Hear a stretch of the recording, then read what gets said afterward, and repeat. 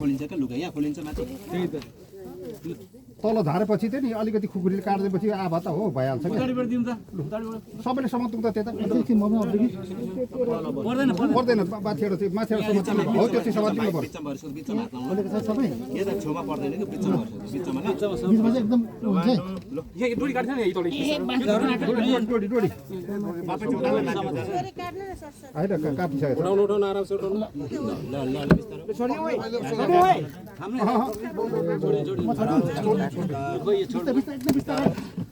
लु त्यो उठाउँछ लु अब लु पहिला सुरु यो माना चामल चाहिँ पक्रिनु छातीमा पोखियो लु यसलाई कस्तो के काट्ने हो लैजाउँ टक्करी अहिले यता राखेर यहाँ आग्लो धागोमा त डोरीमा त काट्नु के म आग्लो बनाउँछु भने डोरीमा त काट्दिनु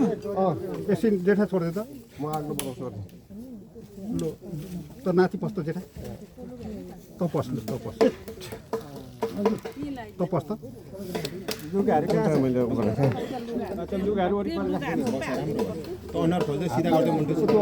निकाल त अनर खोल्नु लुगाहरू सिरानी बनाइदियो कति हातमा नि दाहिने हातमा लगायो कि त्यसमा अलिकति अलिकति हातमा लगा थोरै बलो आमाको मुखको लगाइदियो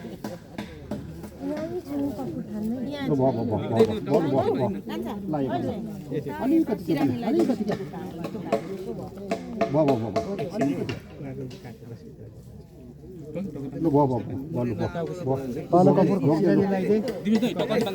पाना कपुर कसले भएको छ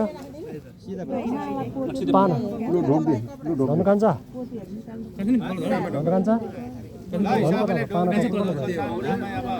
पाना कपुर कसले भएको छ कानमा पनि रहेछ सबै फोन छैन देखेपछि अहिले खोल्छ अहिले पाना कपुर खोइ थोरै लगा थोरै भब थोरै त्यो अघि त्यो झोलामै थियो त पाना कपुर देखा त निक्ली त उता यता पाना कपुर उता समाजमा पाना कपुर थोरै बाहिर एकछिन त बस्दा हुन्थ्यो नि लु त पनि झरिहाल्छ अरे त्यो आमाको खुट्टा